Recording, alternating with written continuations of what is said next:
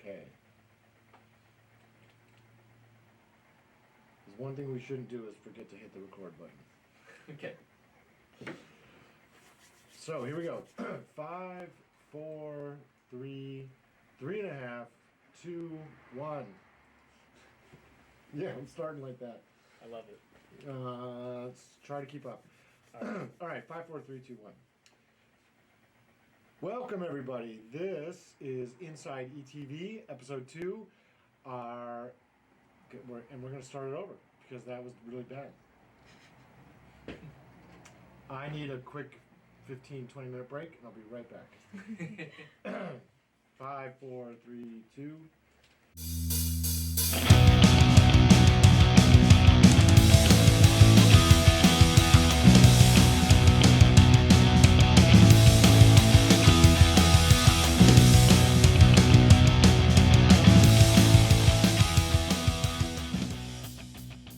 Hey everyone, welcome to episode 2 of Inside ETV. I'm Jay Miles.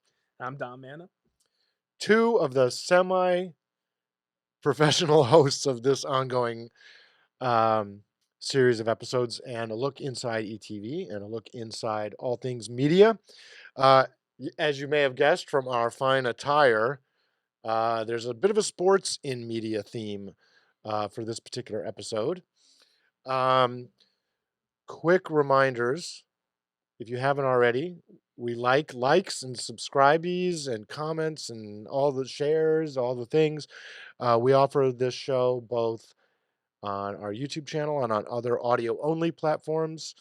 And you should be following us on Facebook too, because, that's a thing. What did I forget?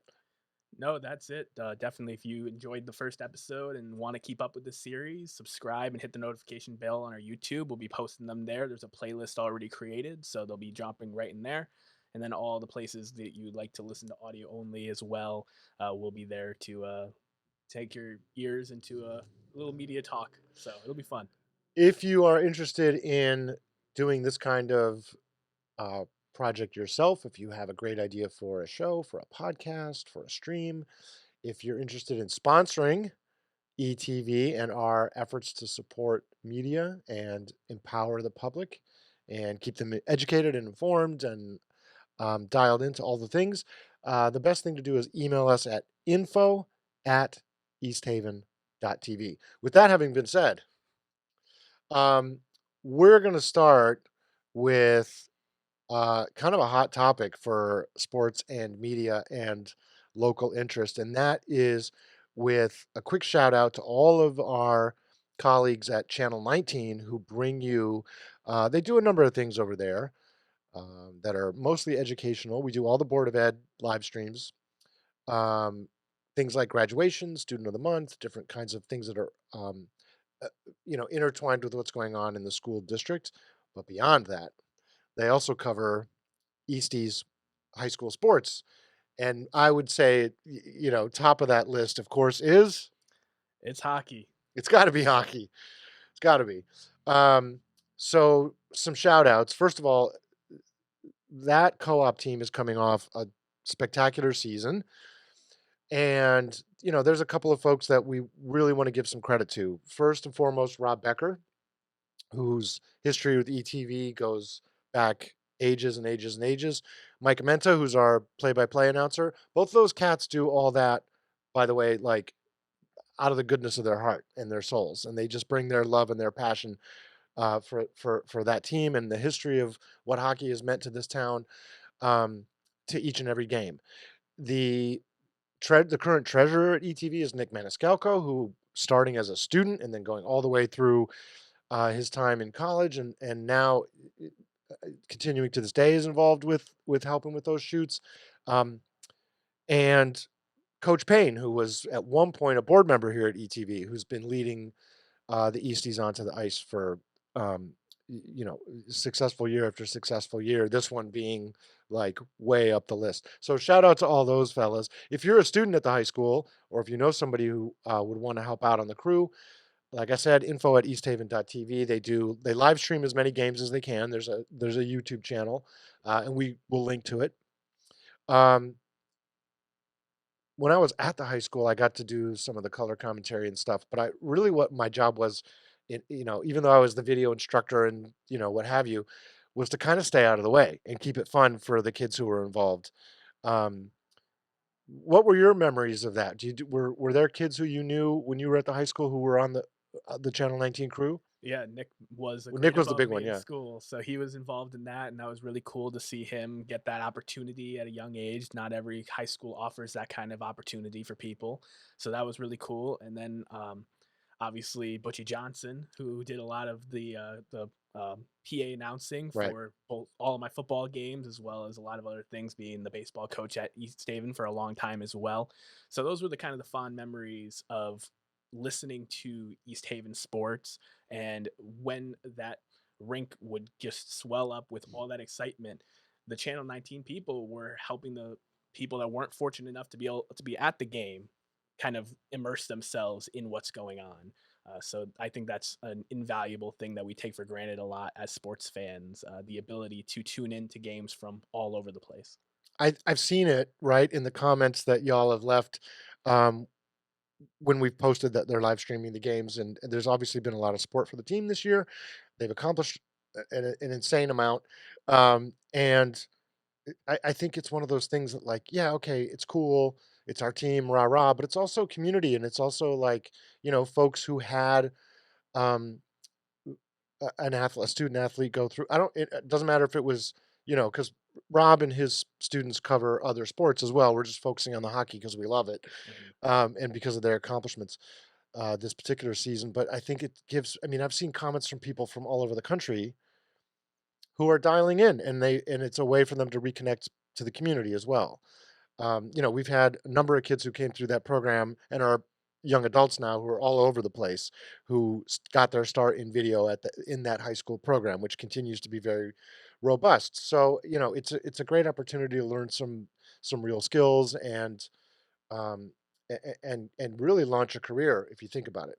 And speaking of that, we should transition a little bit and go local to sort of a little bit bigger level, um, building off of this. And there's been years where they've had one camera at every game, and there's been years when Rob's been able to wire more. The rink was redone, so a lot of that had to come down. We're starting to rebuild that now.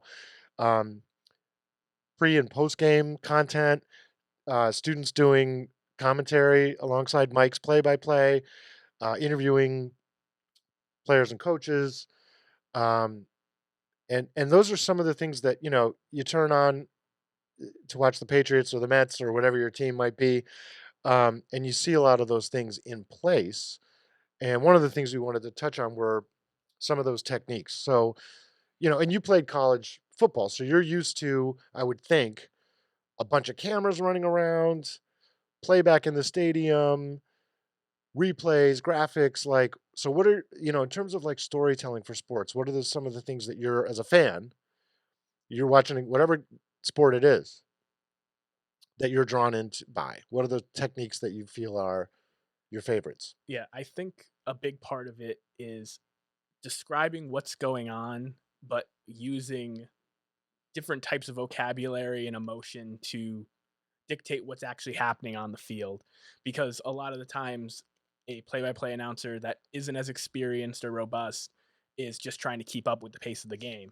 And they're just like, oh, pass to the left, rush for 3 yards. Like there's no extra details, there's no commentary, there's no feel for the game to help transport you from states and countries away when you're tuning in to like actually be able to know what's going on and kind of follow it that way.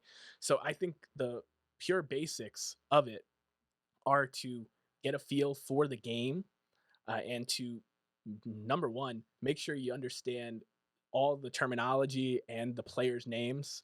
You'll usually get a sheet with all the players' names when you're broadcasting for a college game, and they usually are nice to you. And the home team players, it's a little easier, but the road team, they usually try to get to you as soon as possible so you can read over and find the tough to describe names, and don't just say, oh, number 27, just or just butcher someone's name while you're doing a broadcast. Like, Yeah. just respecting the craft and really putting passion into the broadcast as opposed to just reading it like a book. I got I had a really lucky opportunity once many years ago. Ian Eagle came to Quinnipiac, and he gave a workshop type talk, panel type talk with some Q&A, Mhm. and he brought samples of his prep for the NFL.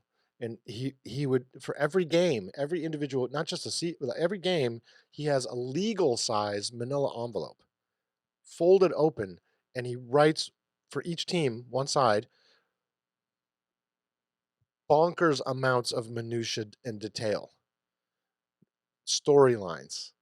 Oh, so and so grew up around here. So and so played, you know, um, uh, such and such the last time, and this happened. Da da da da da. Height, weight, you know, coming off an injury, whatever. Like all of it, and it was like this crazy like spy movie dossier looking.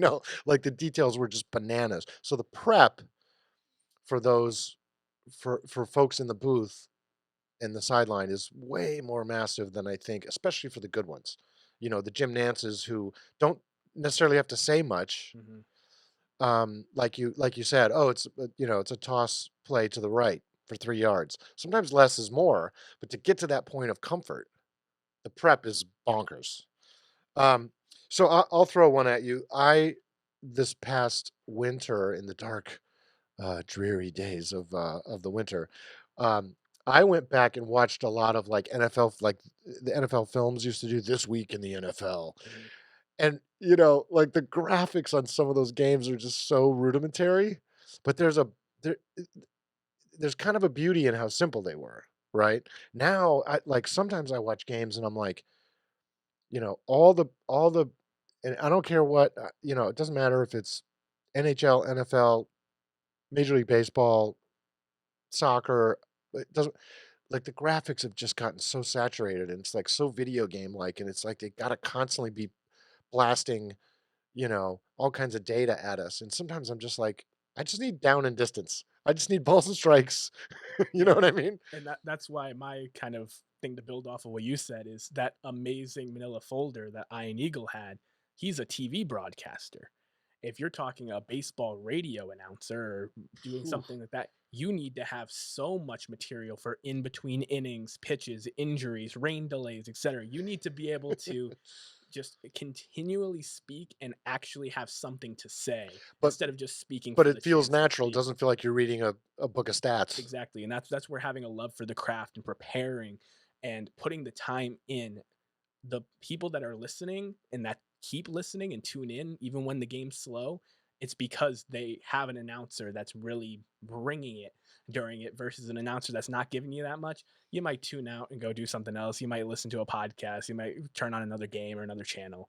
So it's just about the preparation and the hard work that goes into that that I feel like gets lost in a lot of it because there's the big flashy graphics and things that people are just like, oh my god, like they get distracted. Right. But when a real good broadcaster is telling stories and finding ways and opportunities to naturally put those nuggets into the conversation in a flowing way, like you said about a player growing up in a space or coming off of an Yeah. injury, it's just masterclass and it's super Yeah. satisfying. There's another wrinkle to that too, which is, well, there's two things that I thought of when you were saying that is the broadcasters, especially on television, who are in like perfectly in balance with their producers and directors.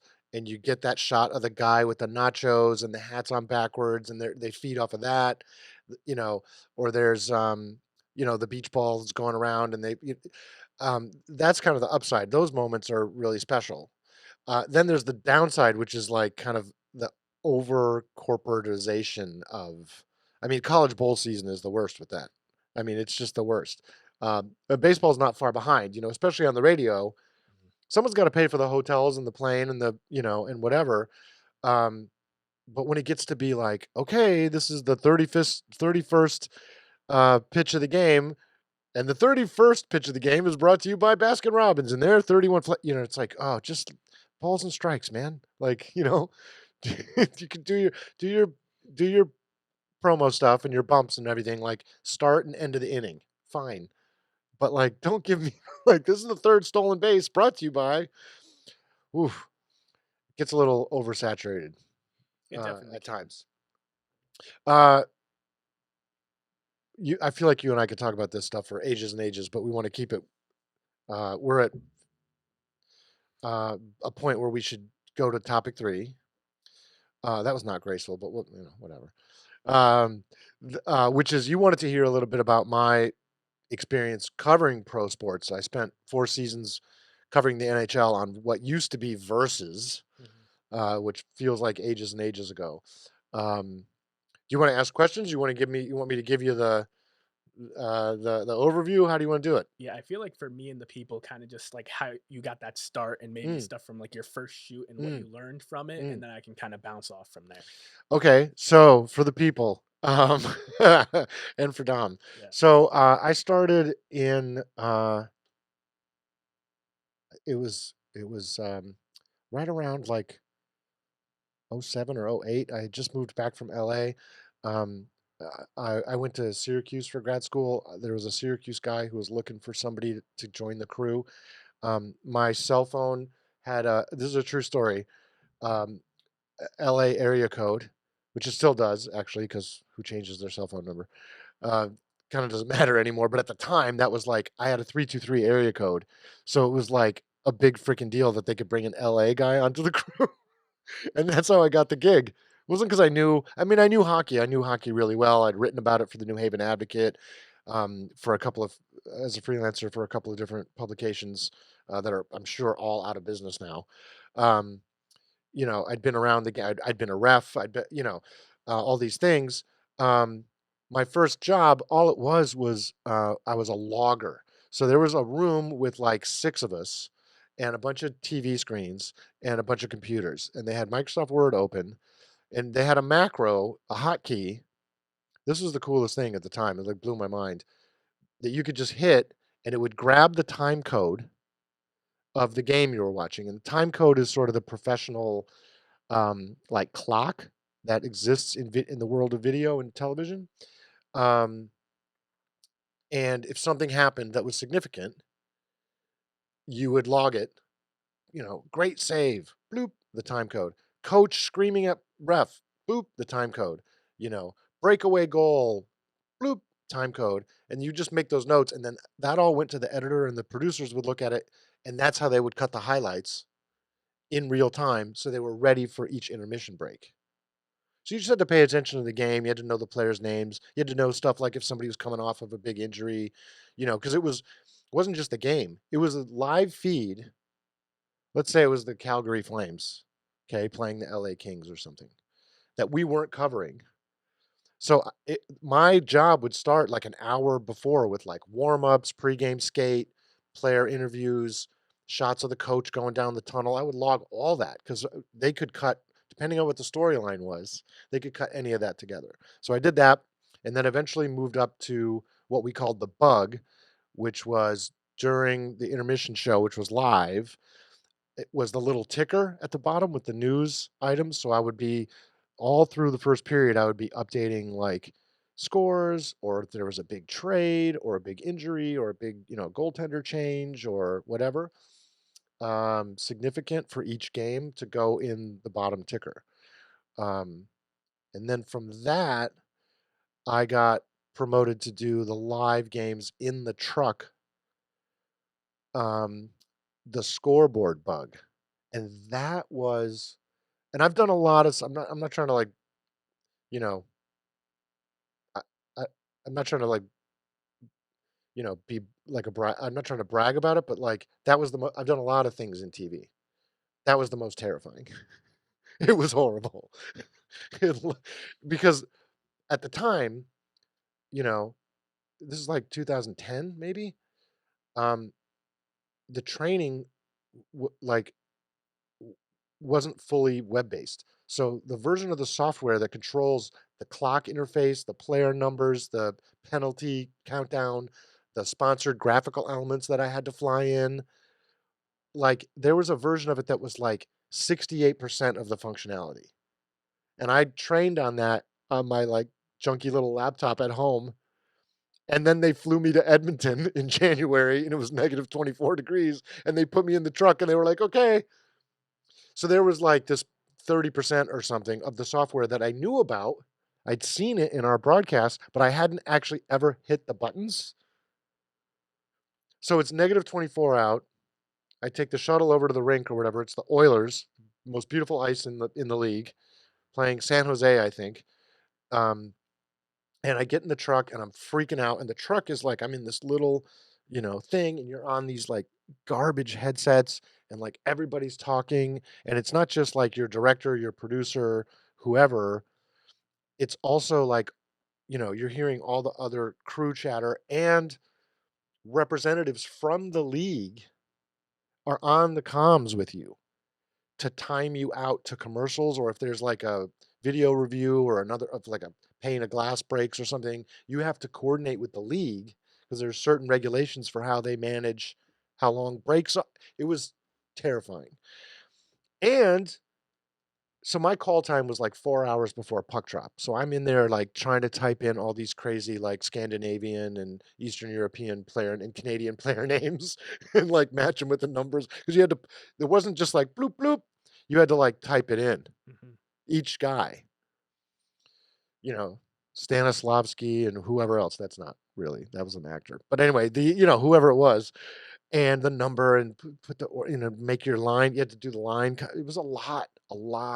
And then you had to actually, there's a cable. There's literally like a cable, like in the bottom of these arenas, and it was my job to go find this one cable among like you remember Raiders of the Lost Ark, the snakes, the room with the snakes. It was like that but with cables.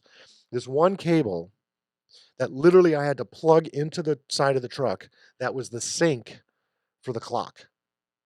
Because you're literally taking like the official scoreboard send that data to put into your graphic. And it didn't always connect and it didn't always sync and it didn't like, and there was supposed to be some guy who like gave you like a test so you could check all your penalty minutes to all. Never worked. And then I'm not making this up. 10 minutes before puck drop, I'm still trying to learn 30% of the software. I'm terrified. It's freezing out. Some other dude walked into the truck and was like, I'm the scoreboard operator." And everybody like, like they were like, "Who are you?" And I was like, "What?" I didn't just fly to Edmonton in January for this clown to walk into like, did I take his job? Did we mess this up? Is there it was and then I was like button happy and I was like doing stuff at the wrong time. It was awful. It was but I survived, and it was like a Edmonton San Jose game in January at like 10:30 at night. I don't think a lot of people like wrote letters about how bad the scoreboard was, but they brought me back and I got to go to Boston, DC, Montreal, like a bunch of cities. I did playoff games. I obviously got slightly better at it, you know. And it was nuts, man. It was, they're flying you to all these places and you go in the night before, they put you up. So you get to hang out and walk around some fun cities, and then you're in these arenas for these playoff games, and I'm telling you what, man, Montreal in the playoffs, it's like Yankee Stadium, I think. It's like that same level. Um, they brought the Stanley Cup to the studio one year, you know. So I have some pictures of me with that. I mean, it was a great 4 years that I was there. Was Yeah, that a good intro? it was more than an intro, and part of the reason that I let you keep going is because like all the other sports fans that tune into this, absolutely like envious and super like cool to just think about the opportunity of getting that kind of job. And I think your story illustrated two things very well. It illustrated how many bodies and jobs and stuff go into what we see at home on our television screens or here on our radio. That There's a looks so there's a whole simple. lot of Yeah, things it just that kinda are going on happens. that everything has to be synced up for it to be a smooth show.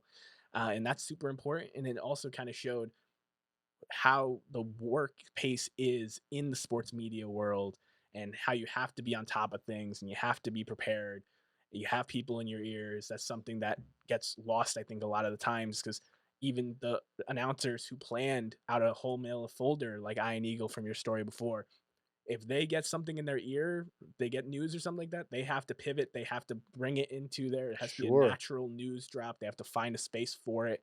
And Stoppage for a long injury, pane of glass breaks on the rink, you know, b- there's, I mean, there's been power outages, there's all kinds of goofy stuff that happens. Streakers on the field, you have to just fan on the field at a baseball game, and then you've gotta after all that prep and all that planning, you've still got to kind of bob and weave to get through it. no, definitely. And I think that is really what people at home overlook when it's coming to sports is they're just like, oh, I want to watch the players, these announcers. I don't even want to listen to them. I'm going to listen on mute. All these things that go on. If a crew is really invested in doing stuff at a high level, you can tell the difference. Just pay attention to those little things, whether it's the timing of the graphics, the pacing, the way that they're able to insert those kind of stats and stories Types of into a camera moves, camera conversation, shots. syncing up the camera shots. There's so many How are elements they that go into telling, it. building tension? Like in a baseball playoff game, I always, you know, late innings, some guy comes on as a relief pitcher, those slow pushes in while he's waiting to get the sign from the catcher. Like all of that is like it's magic when it really works. And it takes people with skill. But if you're thinking about like, is that really a career? Oh my gosh, it's really a career. you know, Students I had at East Haven went on to work. They've worked at SNY. They've worked a bunch of stuff locally. They've worked for what Nesson is that's the Boston Yeah, one, and they're hanging out with Gronkowski and taking pictures and stuff. Yeah, yeah. So it's a whole thing, and you can actually do it. They need a lot of people to do it to do it well. no, definitely.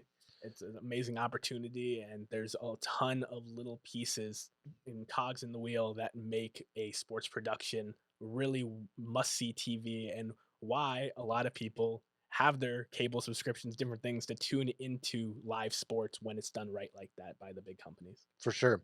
I feel like we could go another 2 hours. Let us know, by the way, if you made it all the way through, if you want to hear more of this kind of content here on Inside ETV. We're obviously going to talk about a lot of the stuff we're doing hyper locally, Mhm. which we kind of hinted at. Let us know if you have a good idea for a guest. Um, should we have Coach Payne on? Should we have Rob Becker on? Should we have Micah Mensa? Should we have, some other local, sports folks? There's a bunch. Um, the ideas are welcome. Send them in. Info@easthaven.tv. Let us know if you want to hear more stuff like this, or if you want to hear stuff like we're hoping to do in some future episodes, whether it's these kind of conversations about movies, or dramatic TV, or how news gets made, or how journalism is working in this world, how radio storytelling works. Let us know. Thank you for tuning in, Dom. This was great fun. Great idea for a show. No, definitely. I had a lot of fun. And like I said, we could talk all day, but trying to keep this digestible and quick hitting and just try to hope that you guys at home have some sort of bug or light switch that clicks when we're talking about these things. So when you listen or watch your next sports game, you pay attention to these details and you watch things differently because I know me and you do. For sure. This was a pleasure. Thank you for tuning in. Like we said, like and subscribe, and we will see you down the road in future episodes of Inside ETV.